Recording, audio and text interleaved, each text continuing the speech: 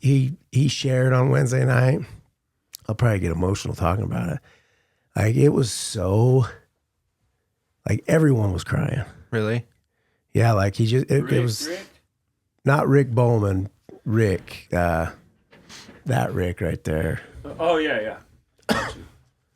Like, bro, he just was like kind of talking about like how he's seeing God's hand in his life and like some of the stuff like with his brother's kids wanting to see like, and then just how like for years just in prison and Yeah. bro, it was like so the way he told it and he was crying like it was real. You know what I mean? There was no ego, no.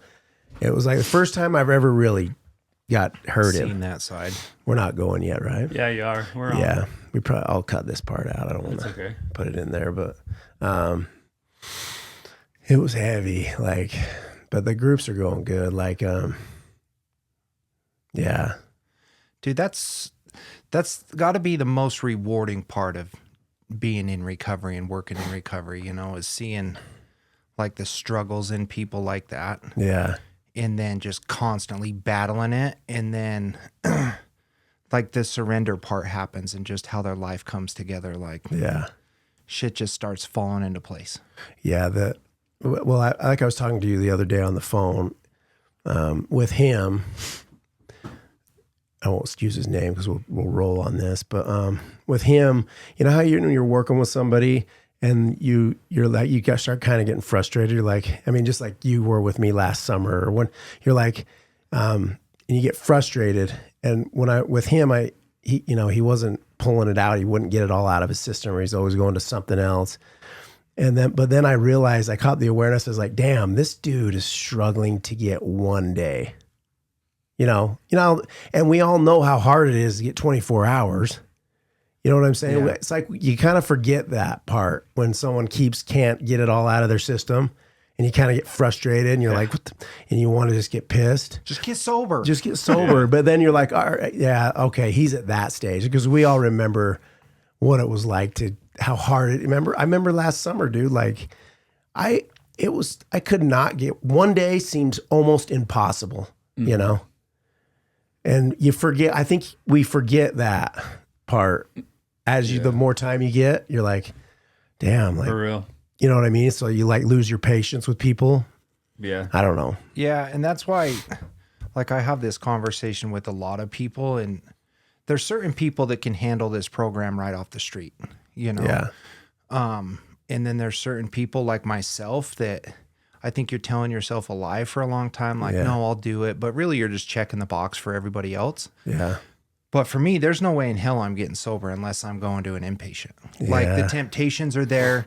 The easy fix is there. You know what I mean? And it's just too hard. Yeah. And that's what, like, I'll have like raw conversations with some people in here that'll struggle. And I'm just like, dude, the only way you're going to be able to do this is go check yourself in. Yeah. Like take a break, get away from all the noise. You know, in my opinion, that's the only way I could get sober. Yeah. I remember that. I remember you telling me that. You're like, the only way I could get sober, I was either going to be in jail, if I get taken to jail, or go to inpatient. Yeah. You know, and that's why, like, and both happened. That's the, and that really, I never had been like that until this last summer with the Kratom. You know, I could always shut it down and be like, all right, it's getting, but really the times, the only reason I went to detox those 4 times wasn't like the Kratom detox was pretty gnarly, but I could handle that. It was really just to be like, all right, I'll at least get 3 days while I'm in detox and I'll be able to shut it down this time. Because, you can't, I couldn't get that time. And I think, I don't know. Well, the mental obsession at that point is so strong. Yeah. And that's why I recommend inpatient. It's like, get 30 days under your belt and then you can start sprinkling real life in, or 60 days or 90 days, you know? And then you get out and like, this is a really good IOP for that. But like trying to do this straight off the street is, in my opinion, damn near impossible. Yeah. Like you have to have a lot of self-will to be able to do that. Yeah, like Neil, He's one of the only ones that I've seen that's been that deep. Yeah, and been able to do it essentially on your own. Yeah, I remember telling Neil, you know Neil. Neil. Yeah. He came in and he was like, and I was like, bro, I think you need to go to inpatient. You know, like he was wanting to come into SOAR and like we've always, you know, you got to give people the right advice. You can't, we need your money. We need your insurance. Yeah. We could help. Like, no, you're not. You know, this is like, when you say SOAR's second step, for the second or third, I think the success rate is better at that. Yeah. Because of what I was talking to prior. Yeah. You know, but like Neil, but he was like, he got like pissed and then he like used that as ammunition. Like, I'll show you. Yeah. You know, and then he was able to. Like Charlie kind of did that. My therapist to me, he's like, you're never going to get off Kratom unless you go to a program. And that was after I told him about SOAR, and I was like, fuck. And I tried again, and he was right. Yeah. Yeah. Get some fire under your ass. I'm a firm believer, though, that it ultimately takes what it takes. Yeah. Like what it took for Neil. So I was just having a conversation with this dude a couple days ago. So I went to treatment with him when I went to treatment in Utah County like 6, 7, 8 years ago or something. And he ended up leaving. He's one of those that's super smart. And so he overthinks the whole he can outsmart the program, you know, like he's sitting here trying to dissect the big book. And I'm like, so anyways, he ended up leaving treatment early when we were and I've kind of kept in touch with him here and there through social media, you know, and like a year ago he called me and I had a talk with him and I'm like, dude, just let me know. Like I'm a part of a couple different programs. Like I'll help you get in wherever you need, whenever you're ready, you know? Right. And then I saw him make a post the other day just saying that he was like 24 hours and he was checking himself in. And then I commented on it and was like, hell yeah, dude, let me know if you need anything, you know? Yeah. And then he called me, I think it was like Tuesday. I talked to him for quite a while, but I'm like, bro, you're at the jumping off point. Like, which way are you going to go? You know, like, you're going to keep going down the road that you've been traveling, or are you going to trust the other way?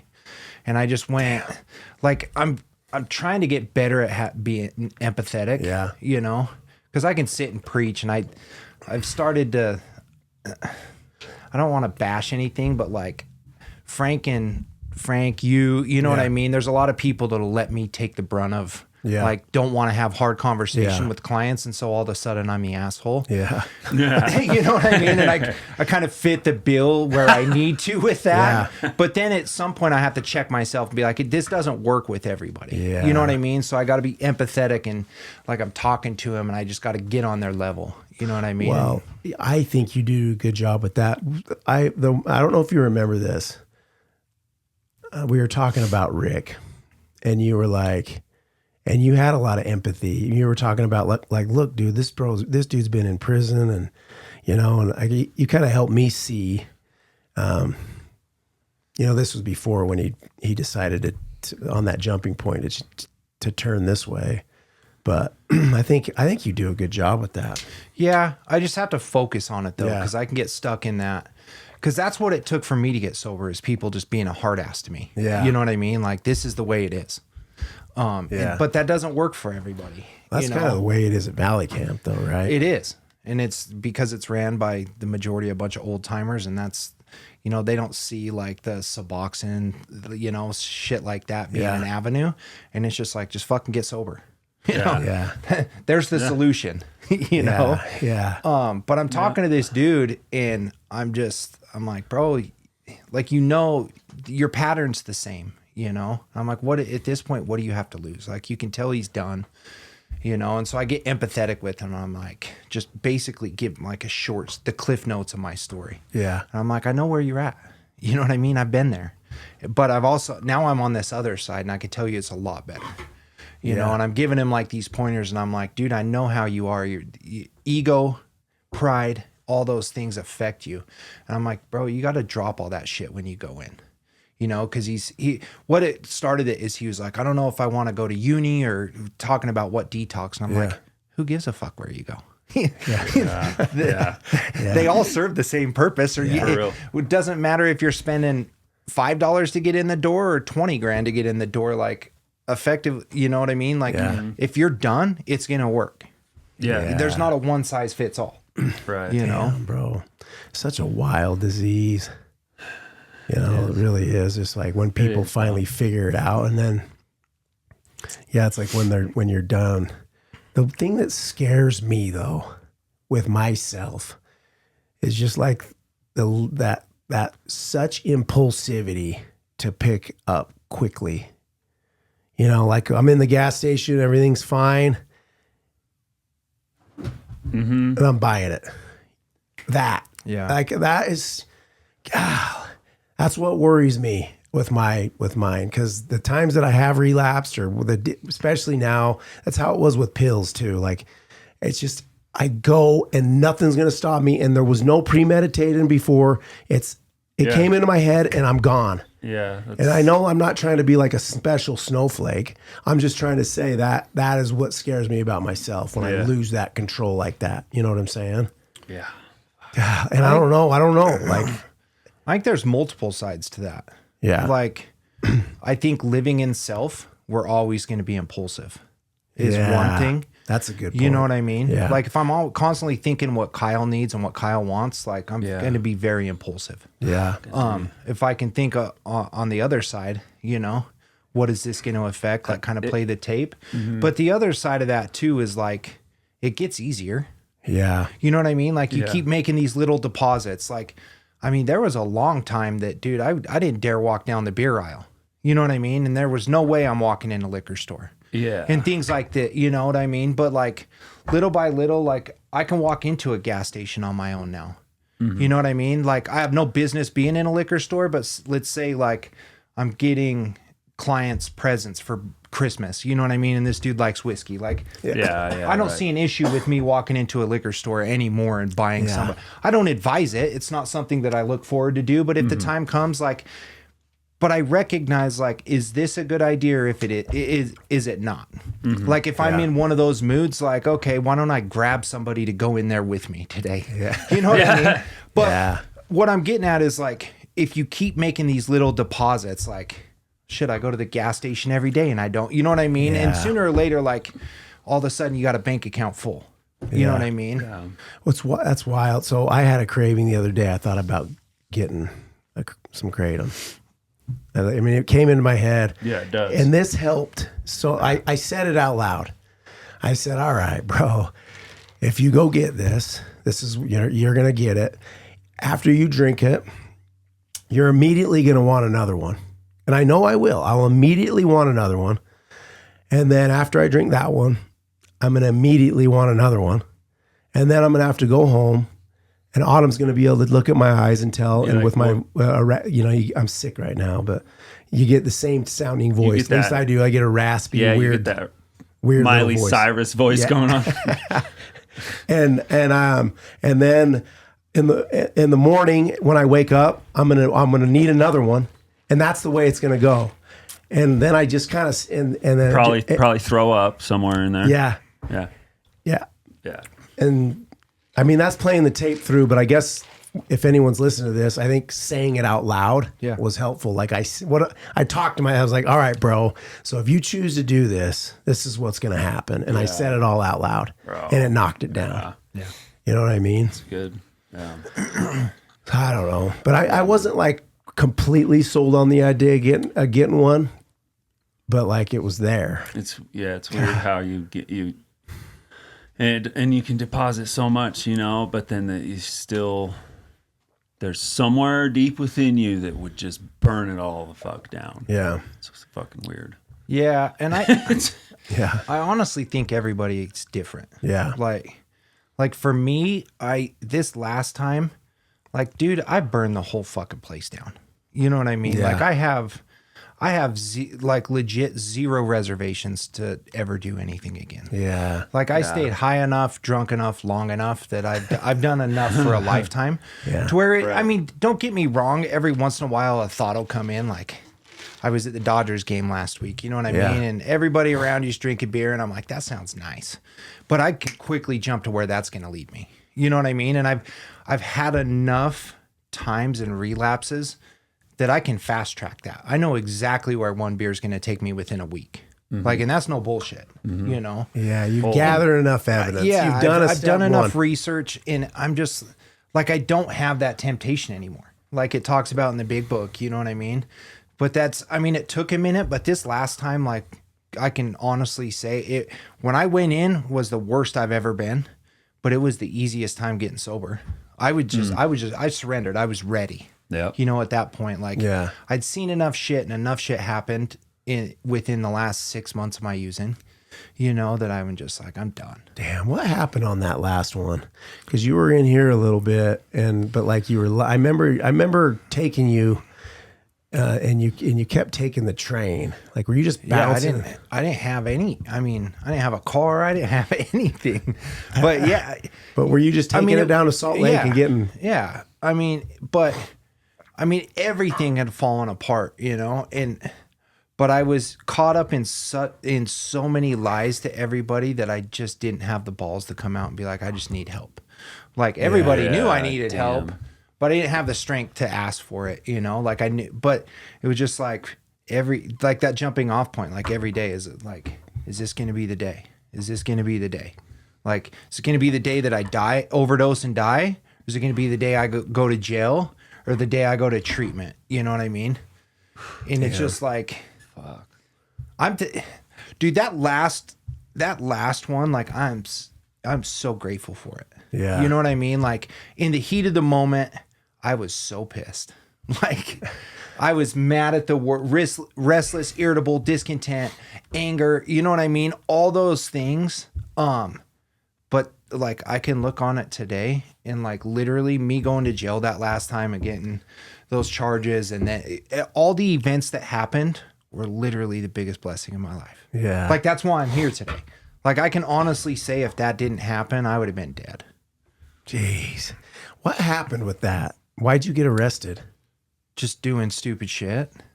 You know what it's not incriminating myself. No, just, I mean, living a drug addict and a junkie's lifestyle. You know what I mean? I was unemployed, and so I have to find resources to get drugs, and that leads to crime. And he was a nuisance to society. I had no business being in society. But you know, like, that's the coolest part about this, is like where I was then to where I am now.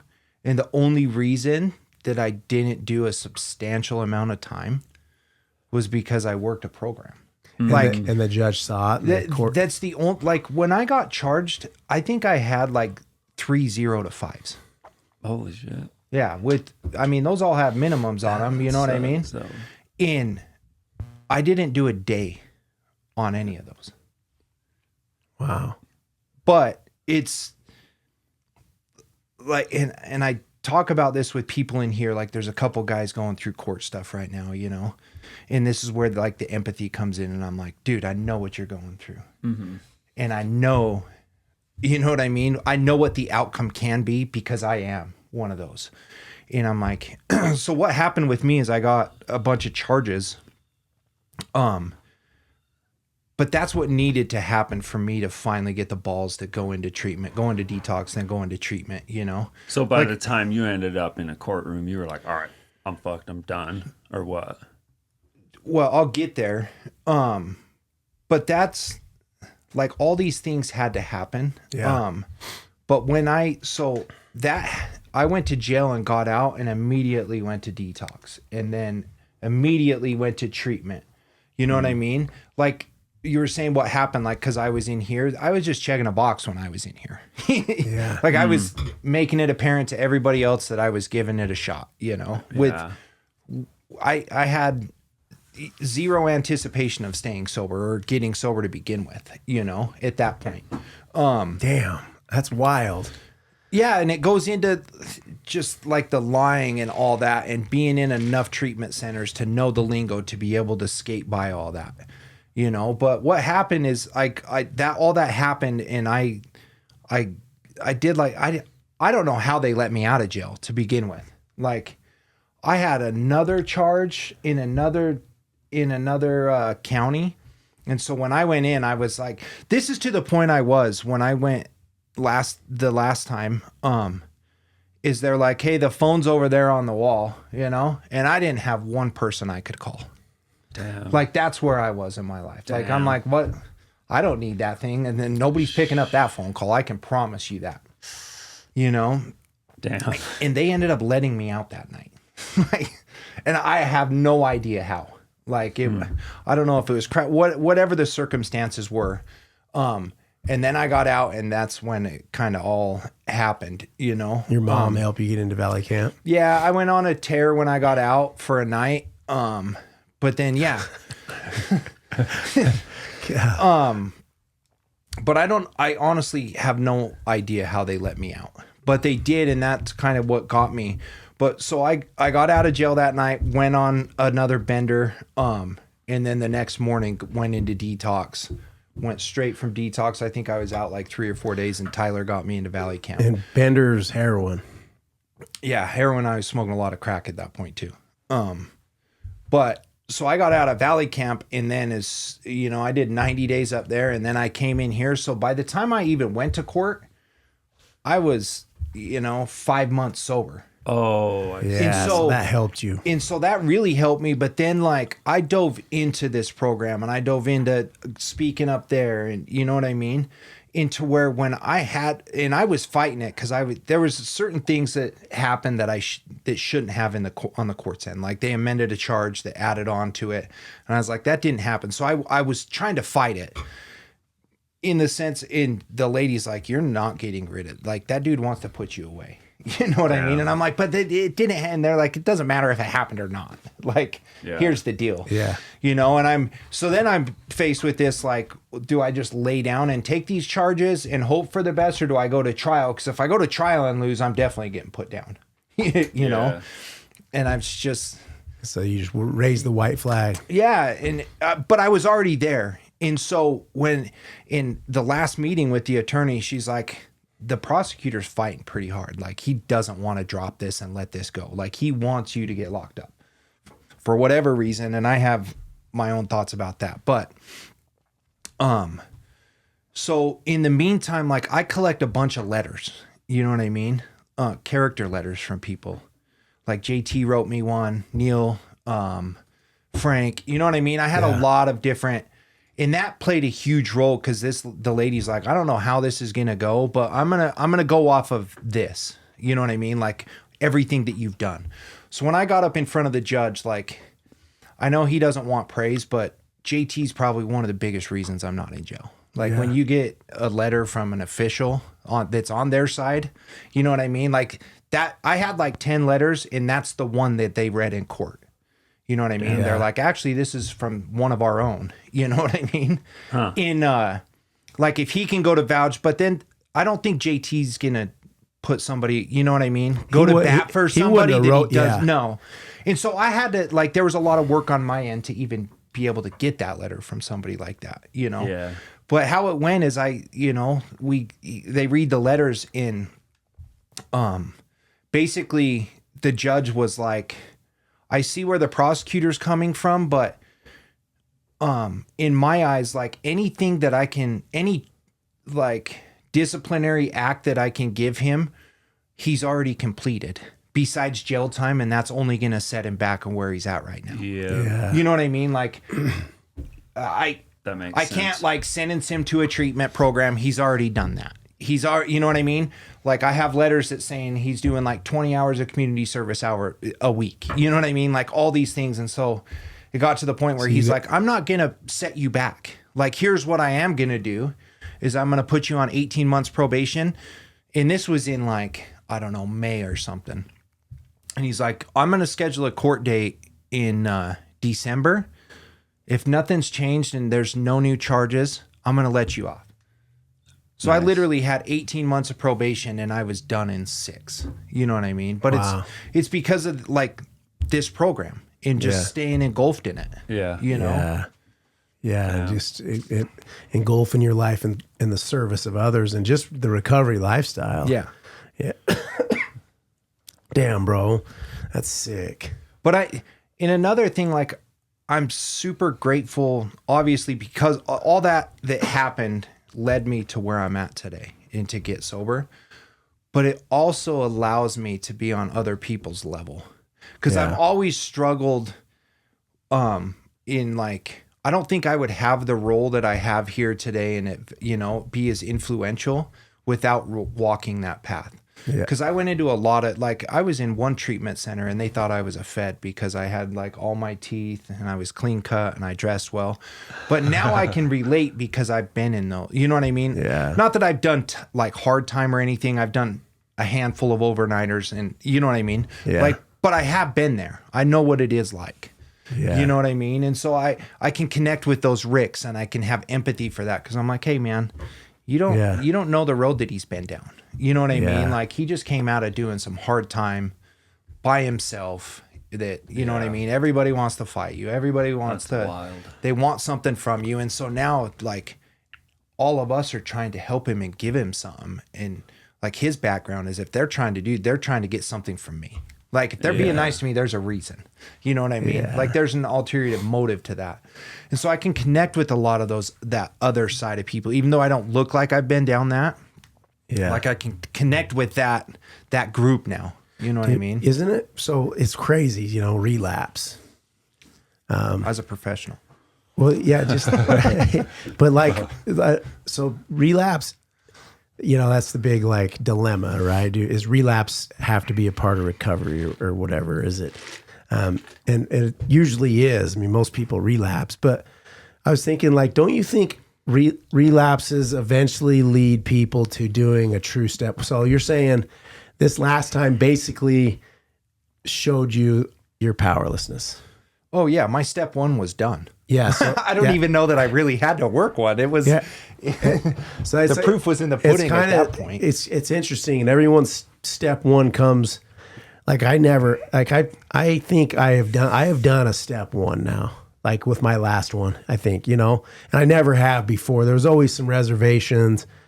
Oh, I maybe can drink with Autumn on our anniversary, or, you know, like there's always just a little bit of wiggle room of like, oh, but since this last relapse, it is a part of my recovery because I think it led me to doing a true step one. And, you know, I used to be like afraid of like running into Percocets at someone's house or something in a cabinet. I opened the cabinet. There they are. The Dustin prior to this kratom, I probably would take a couple, or it was be a strong option. But now I open a cabinet. No, I could go get the same thing right now at the gas station, and I know I can't stop, and I know there's no way I can take those. Yeah. Right. There's no, you know what I'm saying? Mm-hmm. That's the difference. And so, you know, and what you're saying, dude, I've been thinking about this is like, I am working with people so much better now because of this last year being just such a hard year, being so insecure this last year, trying to, you know, the stuff that happened here with me getting, you know, taking a leave of absence or whatever. And then having to go into the school district and that, like, you know, that whole thing, bro, like, I didn't realize how all that would jack me up after I got sober and trying to put it all back together, and like the insecurity. I need to prove myself to you, Kyle, that or, you know, to anyone. I need to show everybody. And hey, that's how I felt like the whole last year. Like, and I'm to a point now where it's like, dude, I know exactly what I am now. I am a coach. And that's it. I'm not a founder of SOAR. I'm not the president of SOAR. I don't play any executive director role. I'm Dustin. I'm not a vice principal. I'm not a principal. I'm a coach. And my job is to show up and work with people and do the best that I can on that day. And then when I get done, I say, is my higher power proud of me? And I say, and it's always yes, because Like, yeah, I just did the best I could. Yeah. And I don't need any validation from anyone else. Like, I don't need to worry if, like, does Frank think I did good today? Does Kyle think I did? Which was a lot what was going on in the last year. You know what I'm saying? Right. Like, I needed validation from other people. And man, I never had that so bad than I did this last year, where I needed people to validate and help me feel better. But damn, like, I made this switch in my brain. It's like the only one I got to get validation from is God. Did I do good? And I did the best I can. I love that. Hell yeah. And I'm not any of these other things, dude. I can't worry about the bank account. And, you know, Frank's, that's, you guys can do that. The board meetings. No, I'm not that guy. I'm the guy I'm going to put me in the gym. I'm going to work with people. I'll help them get sober. And I'm a strength coach and I work with kids and whoever, you know what I'm saying? That's sick. Boom. I mean, it goes into like the who, not how mentality. Yeah. You know what I mean? Like, your strength is being a coach. Yeah. You know what I mean? So you're the who of the coach. Now we just need to find the who of this and the who of that. Yeah. You know what I mean? You don't have to be the how of everything. Yeah. But going back to what you were just saying, like, I think you were struggling with what every male is ingrained to struggle with, and you have to make shit happen. Yeah. And when the shift happens from I have to make shit happen to I'm going to let stuff happen. Yeah. Damn. That's when the shift happens. And that's, I think, where you're at today. Yeah. You know what I mean? Because you had forever, like, I'm going to do this, I'm going to do this, which I'm not saying you don't go out and make shit happen. But when you're constantly, you're stuck in self. Yeah. You know what I mean? I'm going to do this because it's going to improve me. I'm going to do this for me. You know what I mean? Rather than I'm just going to roll with the punches. Like, if it happens, and we'll deal with it at that point. Yeah. But when you can have the mentality shift of I don't have to make everything happen and I can just let things happen. Yeah. I think that's when the paradigm shift happens. Yeah, dude. I was thinking, and it's like even with this podcast, because I remember I called you the other day and I was like, it's hard to keep motivated with, because it's hard. This is this part. Like this, I mean, really, I was thinking about who are we doing the podcast for? Like, I'll tell you who we're doing the podcast for. Me. Hell yeah. Like, so you're always going to want to drop it when you're in self. You know what I mean? Well, no, but like this right here is very helpful to me. Yeah. This conversation. Too. Very helpful to me and too. We're filming it, and then I have no problem putting it out if people want to watch it. But I don't need people to validate me and watch it. Yeah. Because this is enough right here. Right. Yeah. Like, I'm getting, this is helping me stay sober. Yeah. And so if we want to put this out, and that keeps me motivated to keep it going. Yeah. And the text messages we get, like, because there are getting some nice people watching it. And like, I think, but like, I don't need people to watch it to be okay. Right. You know what I'm saying? I enjoy this right here. Mm-hmm. And then we just put it out and people can watch it if they want. Yeah. Well, you don't need exterior validation at this point. Yeah. You know. But me even just at the beginning of the summer, it was different. Oh, I need to show everybody who can watch the podcast, you know, like, no, I don't care if anybody watches this podcast. That's the beauty of doing things of quality, man. Like, if you're doing something of quality, that it's something you enjoy, like it doesn't matter, you know. That's what produces good content, good work, good relationships. It's just quality. Yeah. Authenticity. Bro, I've been getting a lot out of your, is that thing kicking on and off? The GoPro? Yeah. Oh, I think it did turn off once. Oh, yeah, you're good. There we go. I've been watching you play the game on there with your music. It's the same thing. It's like, because remember how I talked about how the social media is so hard?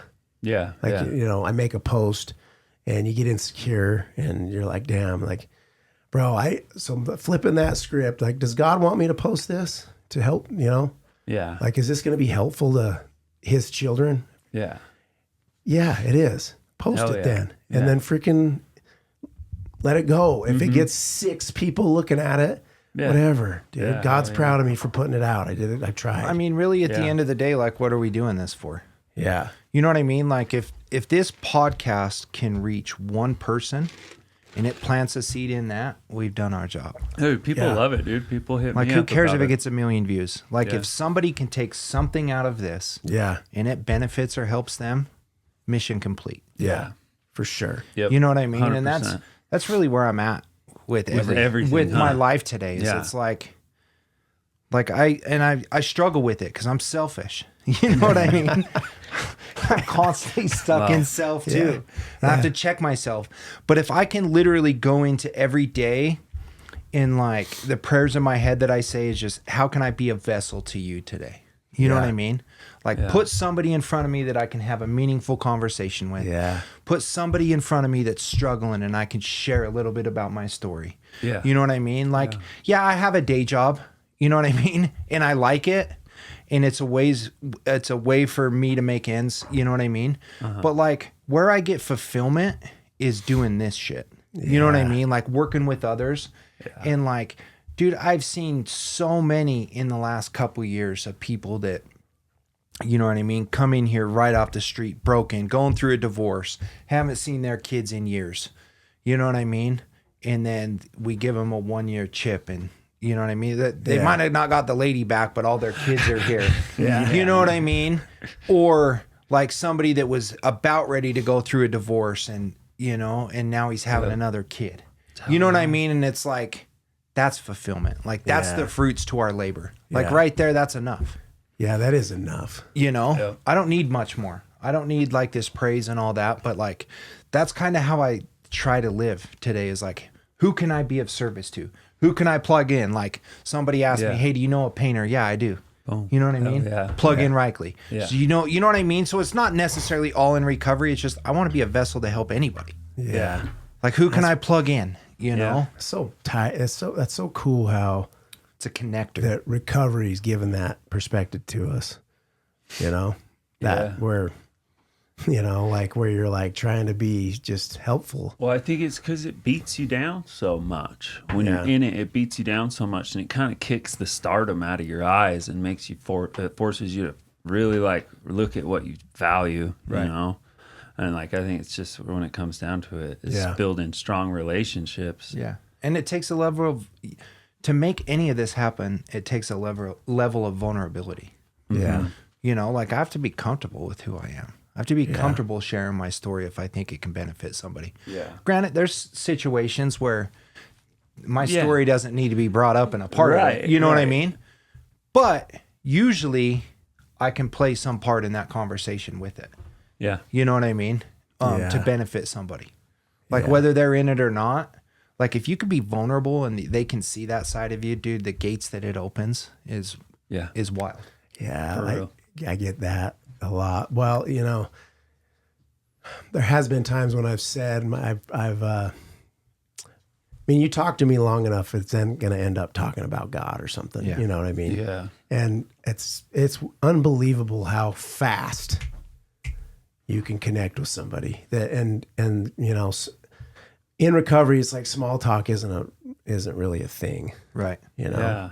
And some people aren't ready to hear that. Like they're used to small talk. And so when you go into deep talk, you know them for 3 minutes. It's a little uncomfortable. They're just like, oh shit, who's this guy? Like I love that. The funniest is when I up at church.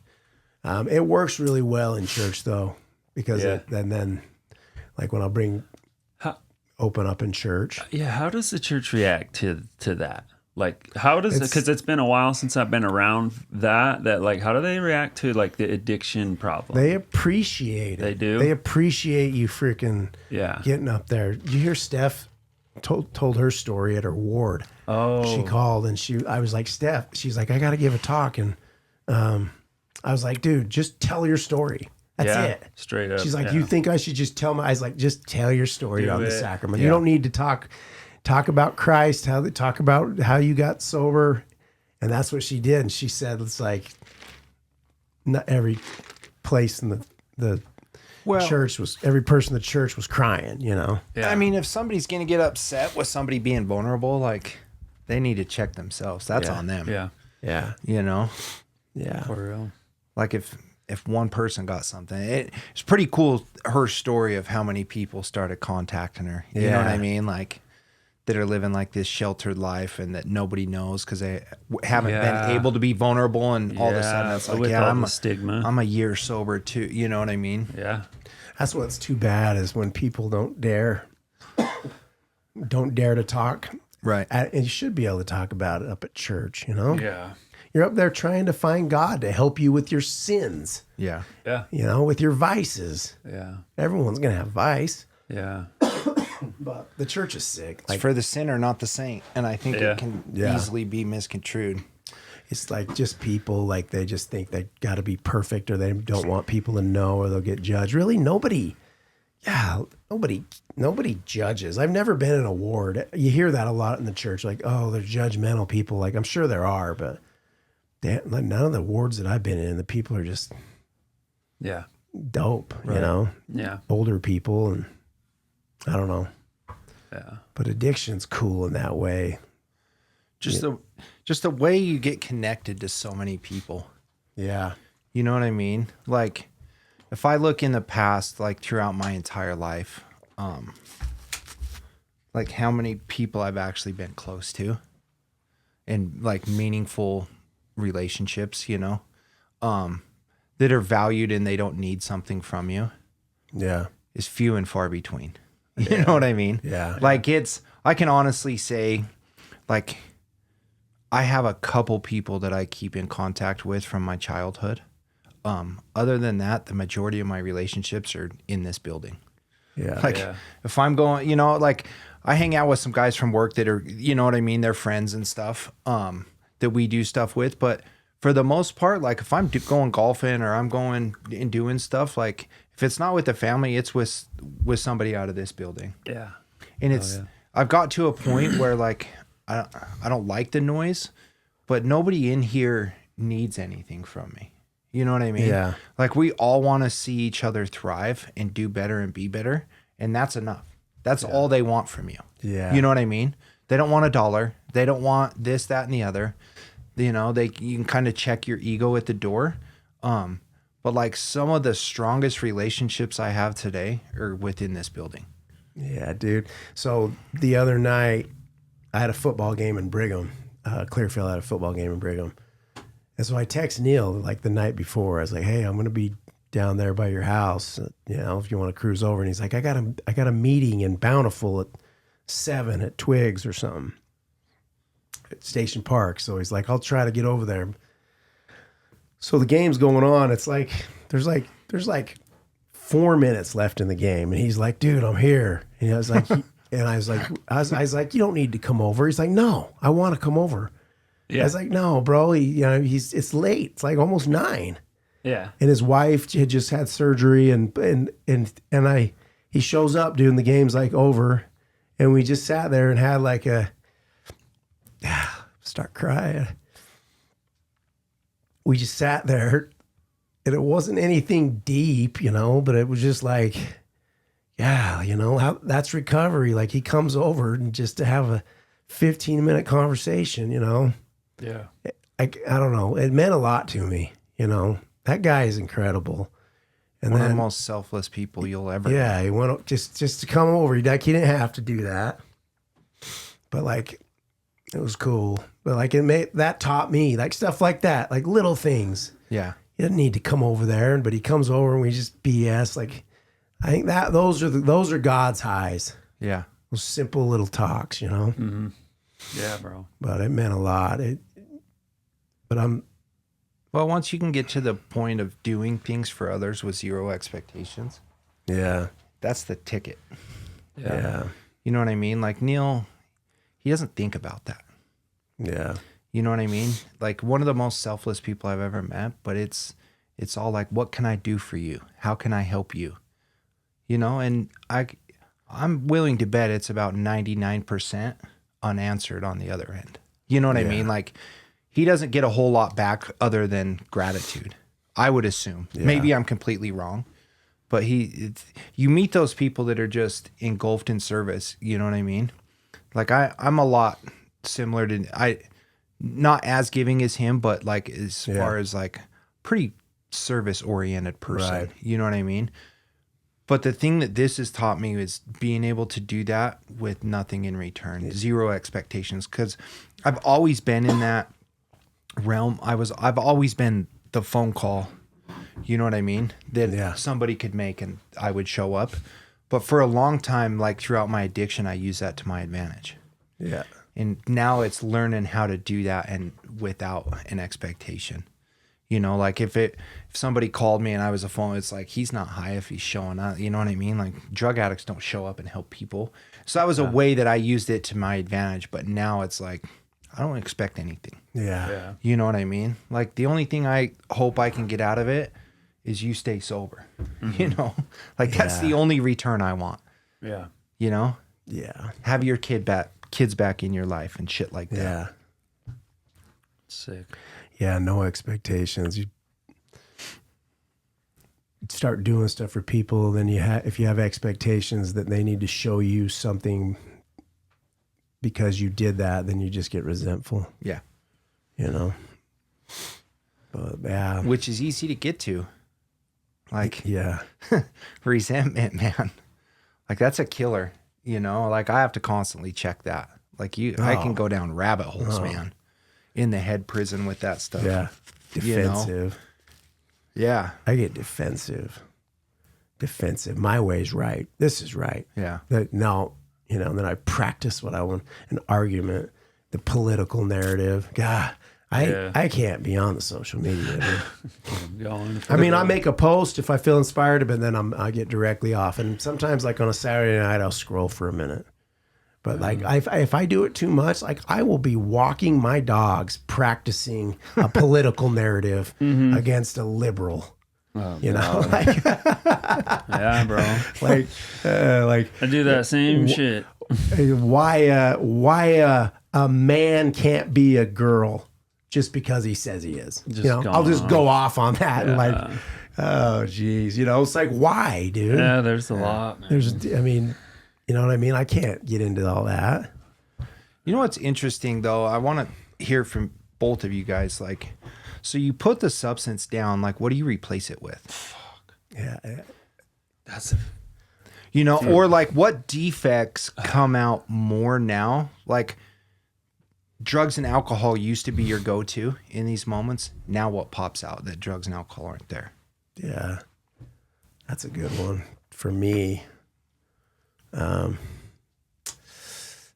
Defensiveness, I guess, if we're talking about our character defects. Yeah. Like what comes out when I feel, so it all goes back to me when I feel less than someone. I feel less than, you know, or I don't feel like I did enough. I'm not doing enough. Well, neither is Frank. Yeah. Frank's not doing enough, you know. I'll try to protect myself by saying why I'm, you know, that's been a lot this last year, the insecurities.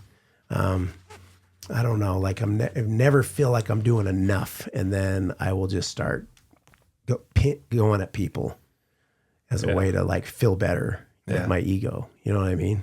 You understand what I'm saying? Yeah, dude, I do. Yeah.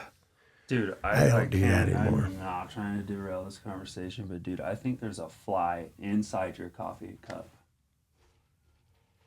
That's all right.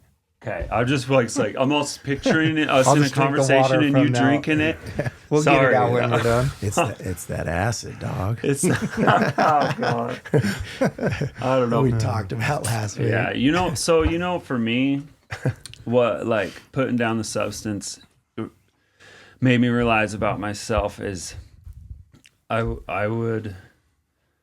still self-centered. Like I still am a selfish person. Even though I'm not on drugs or like doing like shit like that, like I find it easier to notice how like wrapped up in my agenda I am still, and it bothers me too because like it's hard to be like a good friend and a good partner and all of that like when you're so wrapped up in yourself, dude. Right. And I'm really trying to work on that shit. Because it's like I'm still selfish, but it's like I want to go golfing. And so I'm just like, no, I'm golfing. Or like all I think about is work. And it's like, well, how am I affecting like everybody else? And like, yeah, sure, I've gotten sober, but have I really improved my social skills or like my relationships. Like like getting sober was enough at the beginning, but now it's like I really need to like amp it up, you know, and stop like being always self-absorbed. Yeah, keep evolving. Yeah. Damn, that's good. Yeah, replacing it with something else. Yeah, and like service is a good one too, but I don't know, man. It's a blessing to have people around you that care about you. That's like the most important thing to me, because like everything else just kind of doesn't matter. Yeah. And so if I fuck those up, it's no good. Yeah. And that's one of the coolest things about like the recovery, like community in general, is when you come in, like you don't love yourself. Yeah. You know? No, you're afraid. And they're sitting there telling you like, you got to do it for yourself.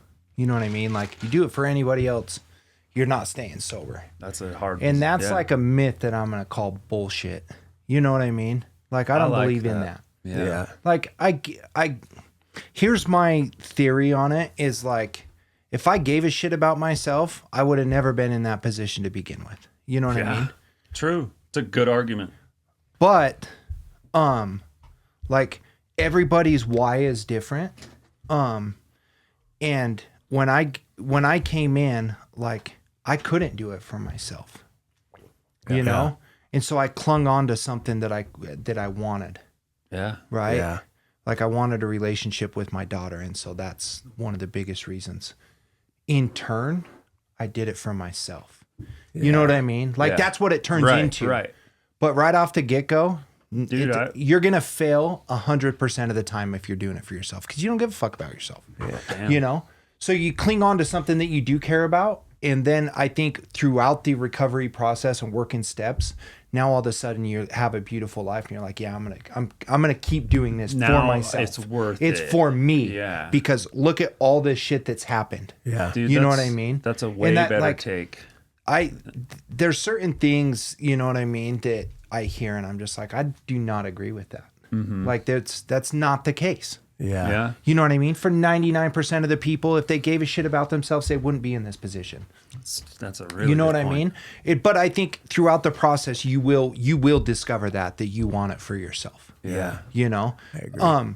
But that's what's cool about this community is everybody in this building is going to love you until you can love yourself. Yeah. You know what I mean? So sick. And that's where these relationships evolve. Like that's the coolest thing is like that I hang on to today is throughout my entire life. And this is kind of going back to the last topic, but even, you know what I mean? With like parents, siblings, like, my relationship with certain people was always contingent upon something. Mm-hmm. Yeah. Does that make sense? Yeah. Like, you know what I mean? Like my dad and I had a good relationship if I was doing good in sports or I was doing good in school. You know what I mean? And it was like, I was always striving to make other people happy. You know what I mean? And it was always, my relationship is contingent upon this, upon that. You know what I mean? And finally, like getting into this, I'm like, I don't give a fuck. Like, yeah. I just need to get to the point where Kyle's okay with Kyle. And no matter what, I'm going to be okay. Yeah. And it's wild what changes. You know what I mean? Yeah. Like there's relationships today that haven't been mended from what I've done in my past. You know what I mean? Mm-hmm. But today I'm okay with that. Like 10 years ago, I would have tried to make it happen. You know what I mean? And today I'm just like, you know what? If that relationship comes back, cool. And if it doesn't, I'll be okay. Yeah. But it took me a lot of work to get to that mentality. Wow. That's basically the same mentality I've come to, where I talked about letting the only thing that matters is how God validates me. Uh-huh. It's like the same thing, but saying it a different way, basically. Yeah. Because if I do it that way, I'm okay. Like I don't need everyone to like me. Right. Mm-hmm. You know, I don't need everybody to think that I did this good or. Well, and especially from like the background that you had growing up. You know what I mean? With athletics. Like all your relationships were contingent, or maybe not all, but the majority of them were like, shit, dude, he's going to make it to the big leagues. You know what I mean? I'm going to be his buddy. So even if it's not for you, it's for them. Like there's contingent on both sides. Yeah. You know what I mean? Yeah. And it's like, I got to do this because you know what I mean? And when you can finally get to a point where you're like, I don't care. Yeah. Like, Yeah. if you don't like me, cool. Yeah. You If know you what I don't mean? like what I make. If you do, cool. Yeah. Like, Yeah. That's great, dude. That's great. And I mean, and that's the thing that will help all the people trying to get sober that are because everyone's so insecure. I mean, Yeah. insecure, no confidence, early recovery. And it's like, God, if they can get to that mindset where like, all right, it's like you said, you're kind of just letting it, it's letting it happen to you, not trying to make something happen. right. Sick, bro. It's a hard barrier to get past after you've spent so many years trying to control, be the one in control. Well, that's what of it comes down to. emotions and like we're controllers. Yeah. I want to control my mood. I want to control my relationship. I want to control everything. It's so hard to let go of that.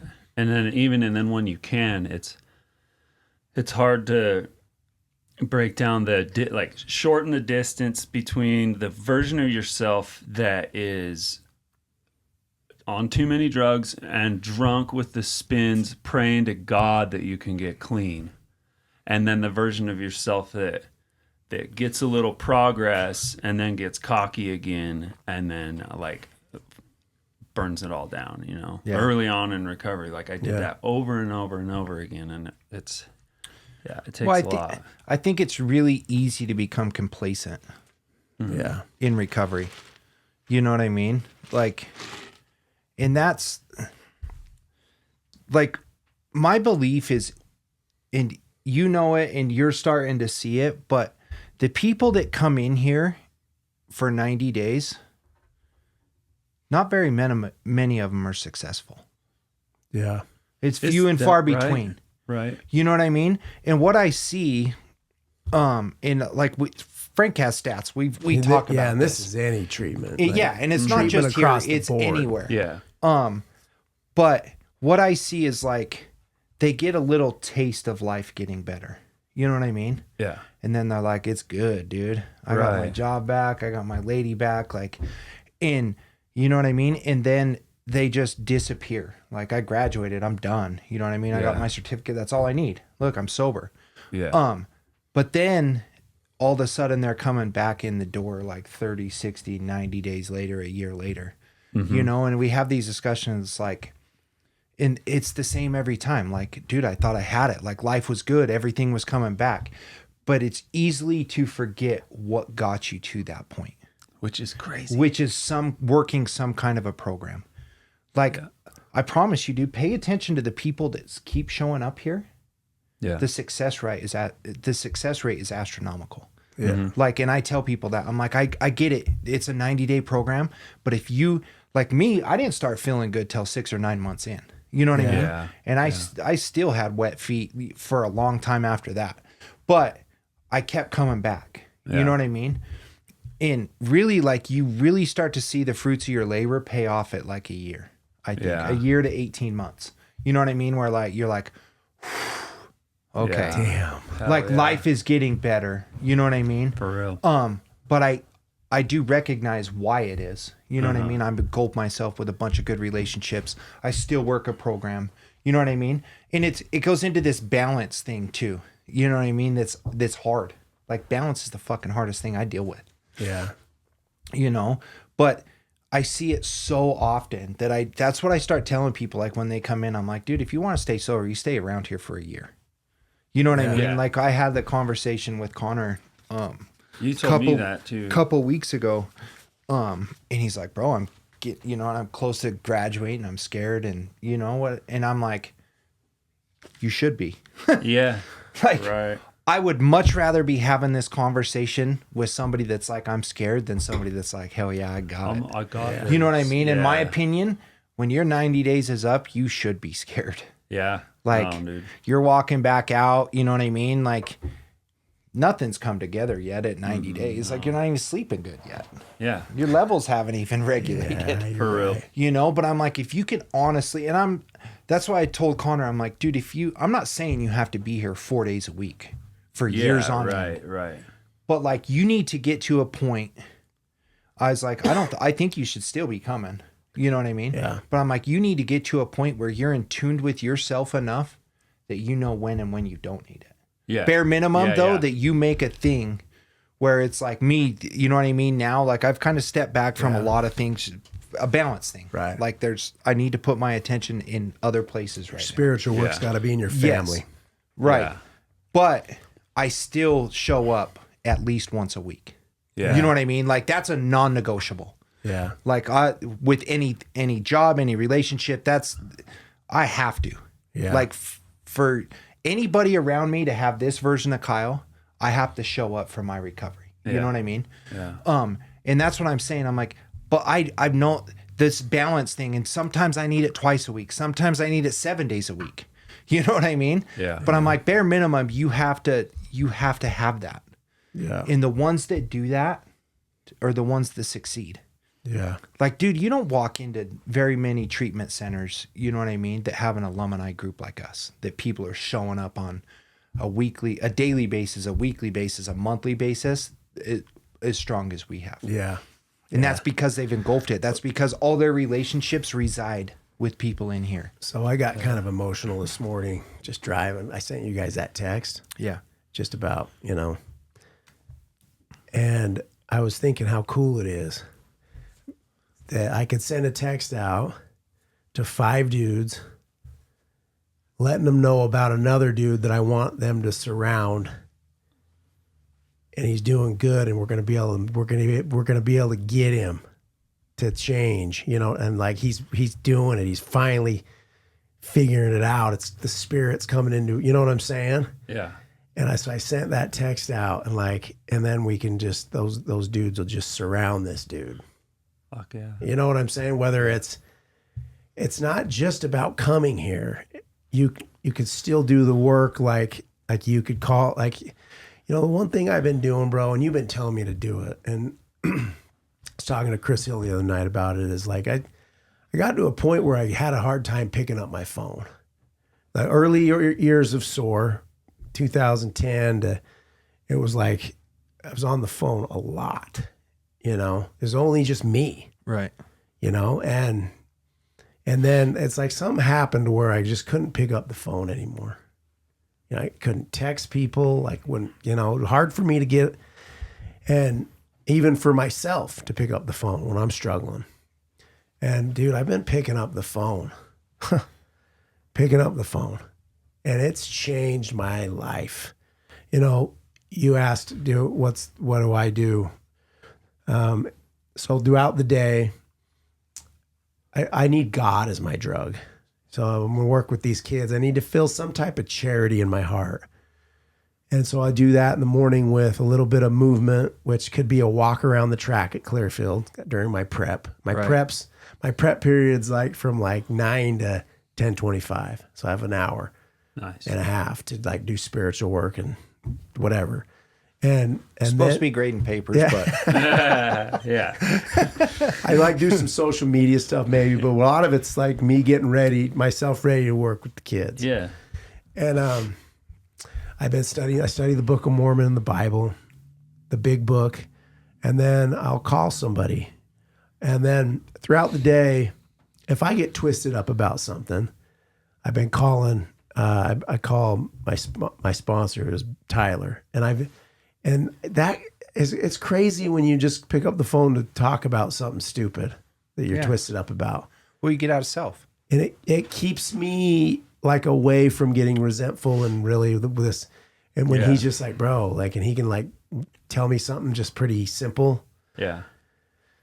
I mean, that's been a game changer. So if anyone will listen to this, I think, and you've been telling me this for the past year, you don't answer your phone. You don't pick up your phone. You got to text people back. You got to call, And it's the reason I say that, and I talk to a lot of people about that, is it does as much for you as it does for somebody else. Yeah. Yeah.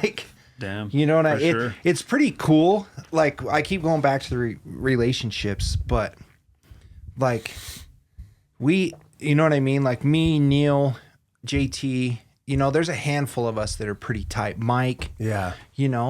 but we have this thing between us that it's if we don't see each other for a couple days or hear from each other, we're hitting each other up. Yeah. You know what I mean? And it's just weird how it's just programmed in me. You know what I mean? Shit, I haven't seen Neil in a week or two.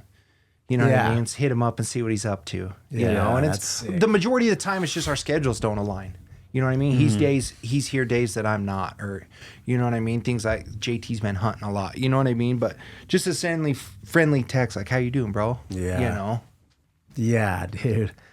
Yeah, it's a game changer. Been a game changer for me. I miss a call.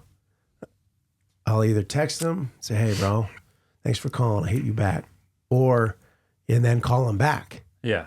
You know, and I'm a busy guy, but I use the excuse for a long time. It's like I'm just like this self-pity bullshit excuse. Like I'm too busy because everybody expects so much from me. Yeah. You know, that's just bullshit. You know, I mean, I just was spiritually sick, really. You know, and it feels good to not be there. You know. Yeah. Because that's what's really been going on with me and who knows how long. And if it wasn't for that kratom and that whole thing, I don't think I'd be seeing this. You know what I mean? Mm-hmm. So I'm pretty happy. I mean, the cool thing, going back to working in this and doing stuff like this, is like just watching your journey this time. Yeah. You know what I mean? Because at some point you were the hard ass to me.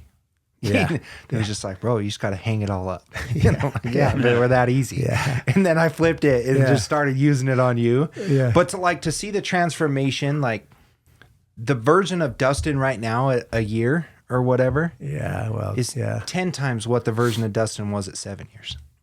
Yeah. You know what I mean? Like you had to go through what you had to go through. That's good. But dude, there was, going back, you know what I mean? 2 years ago when you were going through all of it, like the conversations that Frank and I would have about it. Yeah. You know what I mean? Were some of the hardest decisions that I'm pretty sure either one of us have had to make. Yeah. You know what I mean? In time after time. And it was just like, show him some grace.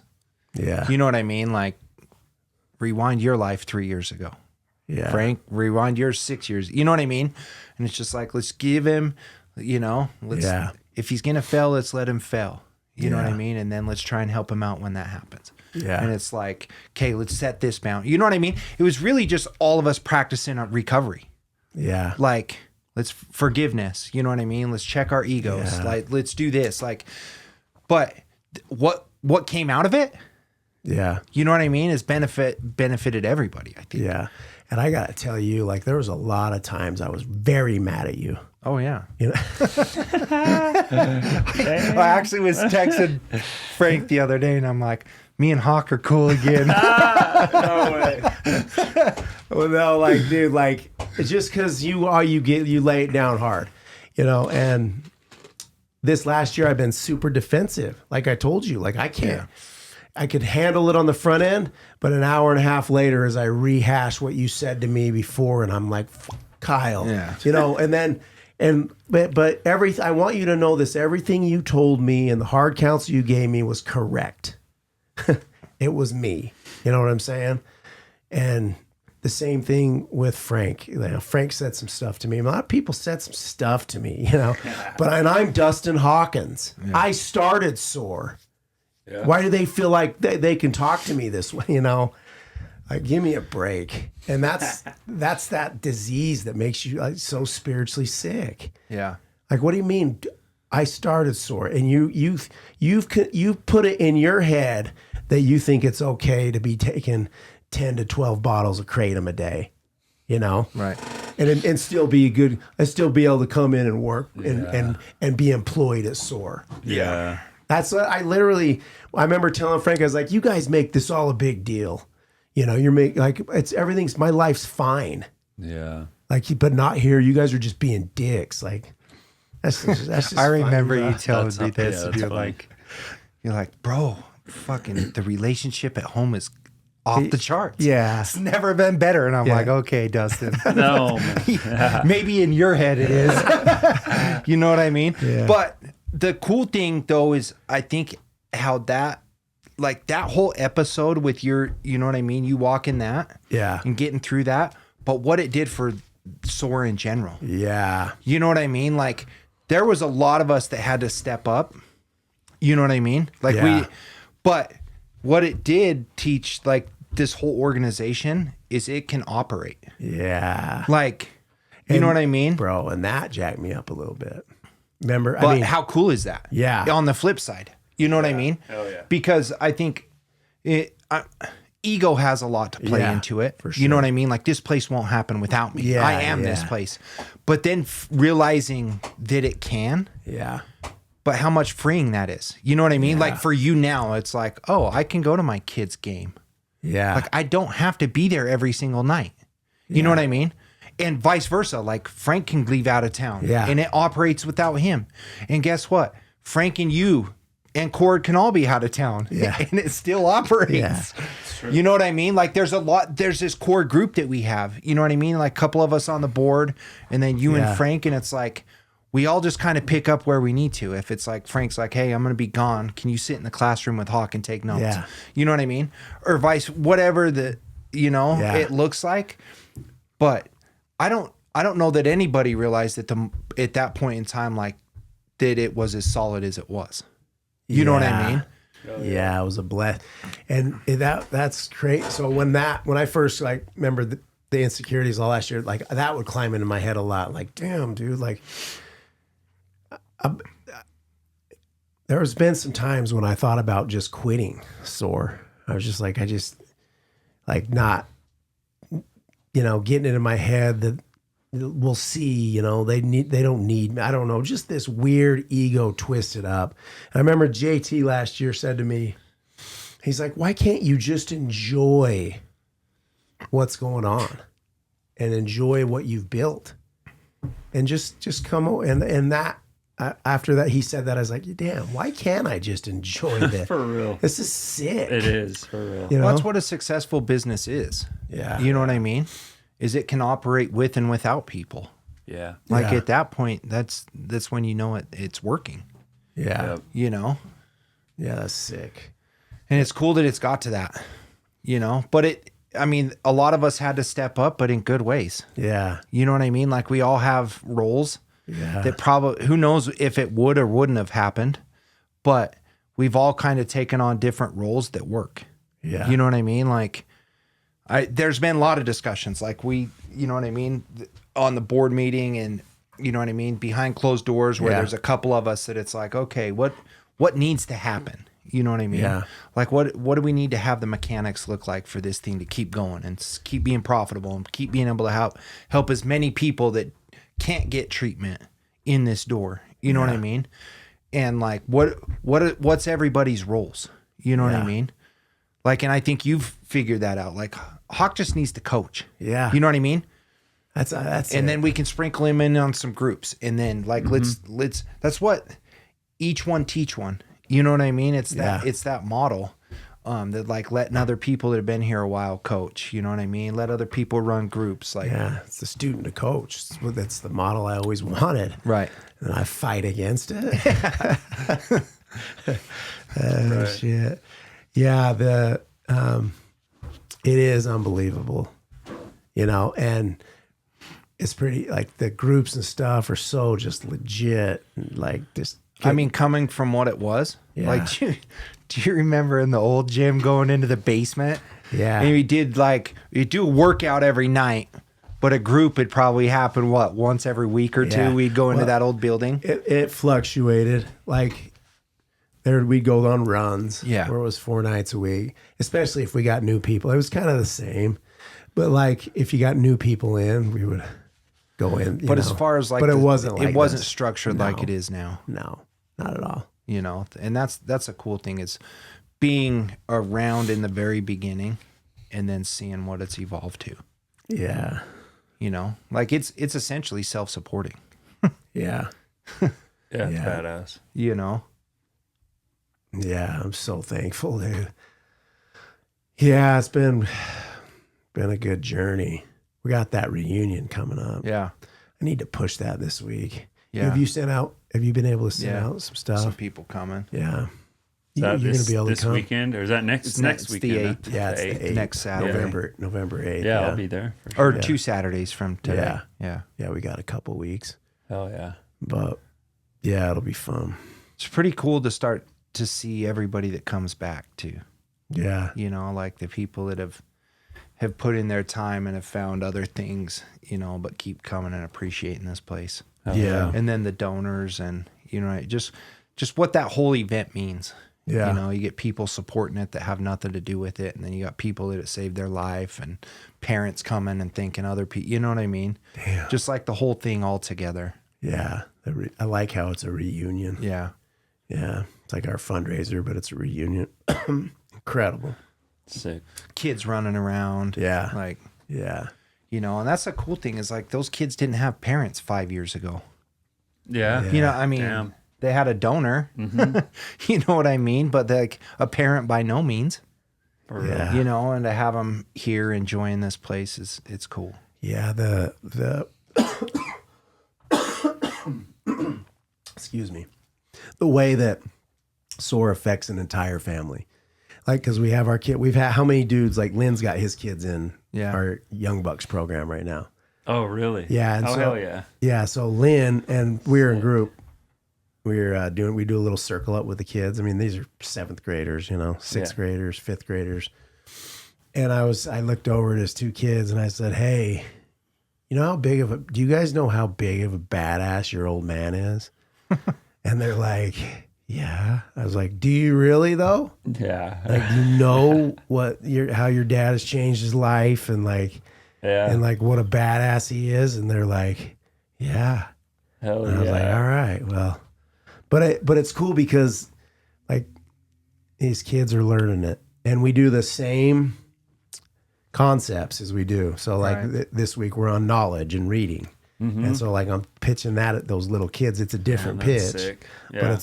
it's the same. So they're learning the same thing that the adults are like, that we're all Yeah. working on. You know what I'm saying? The behaviors. Yeah. So it's like trying to get these kids to read them. It's a more easier concept, but it's still Yeah. the same principle. That's so sick. Yeah. You know, and a lot of families like that, like they brought their kids, and you know,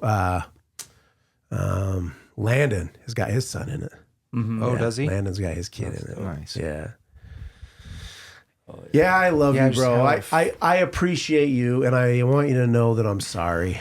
No, you, I want dude, to. it's Well, I want to make an amends. I know you're not supposed to say you're sorry, but I am. You know, I'm sorry for the way that I acted, and I'm grateful you hung with me. You know, that you didn't give up because you didn't get. You know, you didn't. That day you took me to treatment. That was some shit. yeah. 3 days. That's all I made it. But No, I mean, honestly, to have this version, I think I'd do it again. You know what I mean? Yeah, There's a lot of hard conversations that we had to have. And, Yeah. You know what I mean? Shit that we had to do. But I think for one that you've been working a program to where you can be accountable for your actions Yeah. today. Where Yeah. when, you know, a year and a half ago it was like, fuck you guys. They're Yeah. out to ruin my life. yeah, You know what I mean? But this is the flip side of it, yeah, you know? for sure. And the drug testing.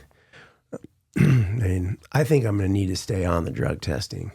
It's good accountability. I mean, you know, people might, but it does. You know, I'm not out of the weeds with these cravings. And like, I'm not trying to hide anything. Like, it's all new to me.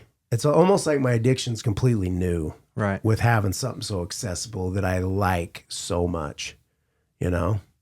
Yeah. Just never had it like that accessible like that. You know, opiates on the Well, I think you finally have the understanding to where you cross that imaginary line. yeah, I think you've always been able to flirt with it and pull yourself back. yeah, And then you finally found something that grabbed you. yeah. Which, I mean, in turn, is probably a blessing.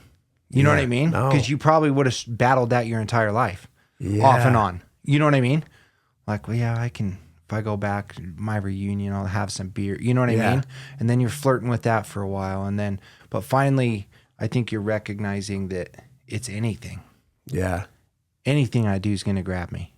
You know what I mean? And I think you're a spiritual enough person, and I think you bought into like anything that I put in my system is gonna jeopardize that connection that I have with a higher power. yeah. I am not willing to jeopardize that nowadays. bro. It's even like Dude.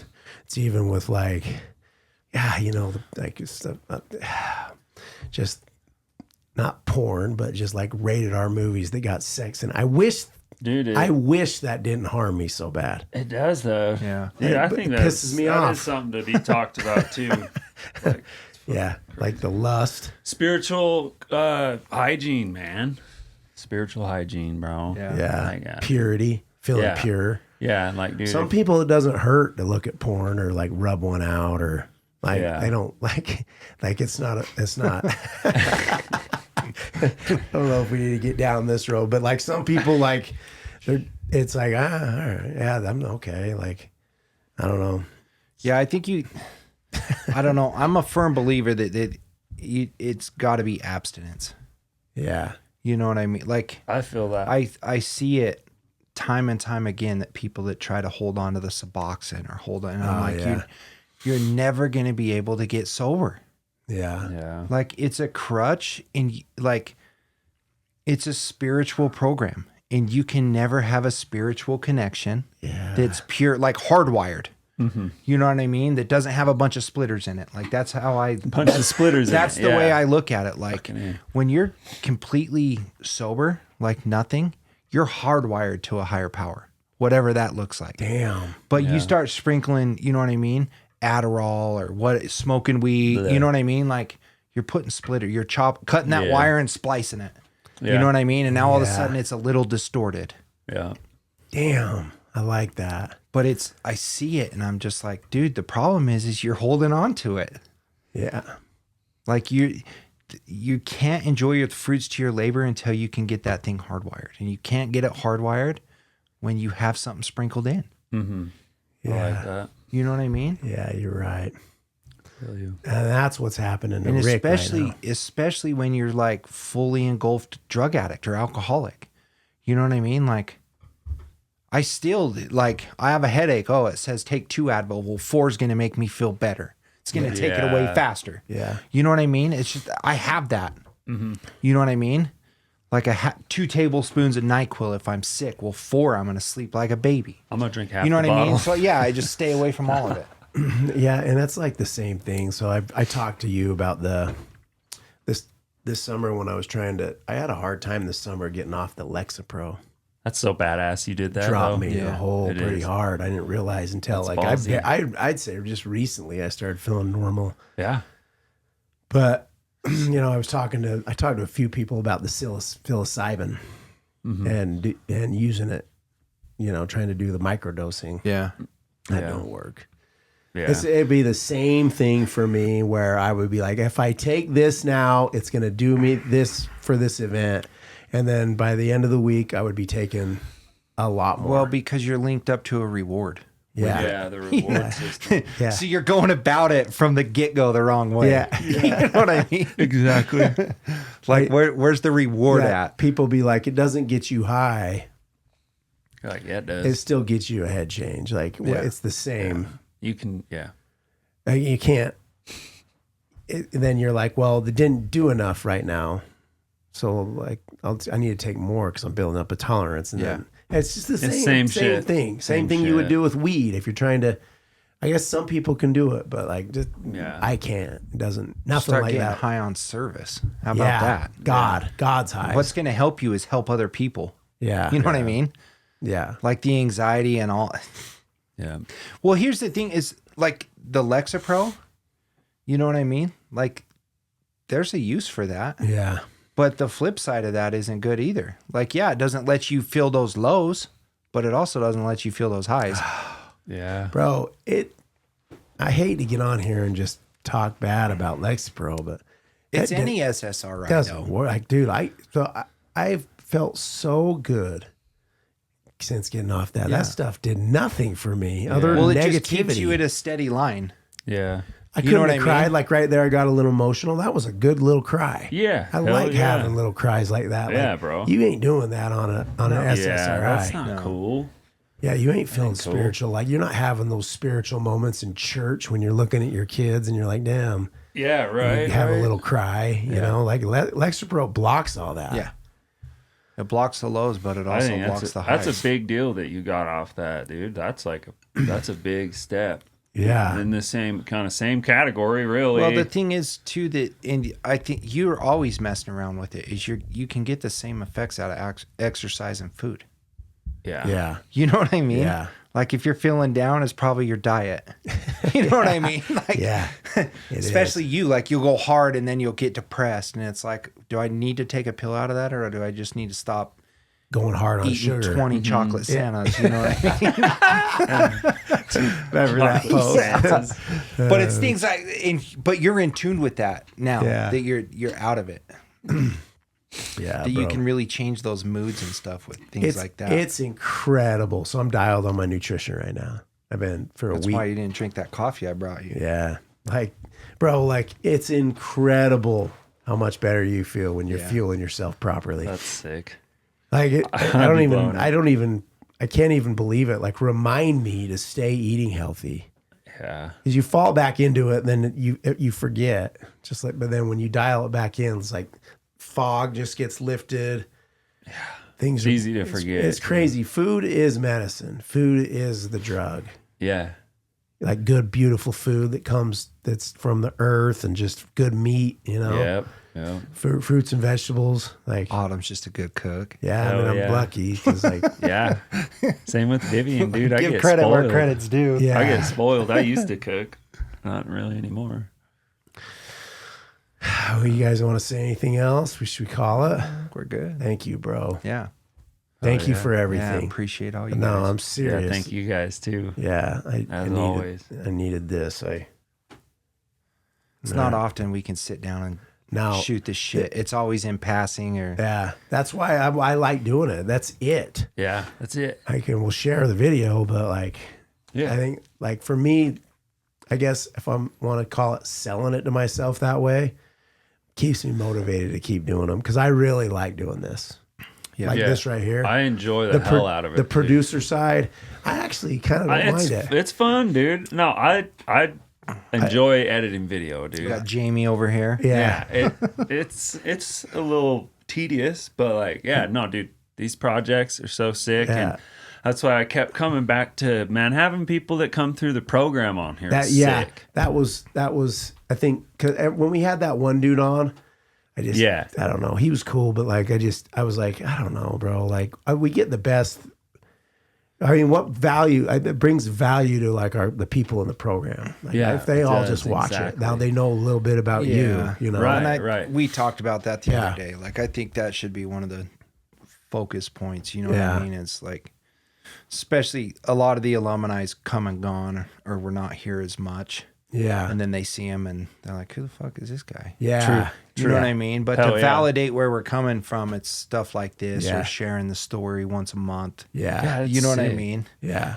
But like, because coming in, because I and think wanting to know probably who a lot of people your are. audience is the people that's in here. Yeah. You know what I it mean? is. and family. And, Yeah. Family. Yeah. And We don't should push it cater very to. hard. I just can't. We don't have the time to be this professional marketer and push it like push it the best. So you know what I've been doing? We can get off. Oh, I can tell you about this. all right.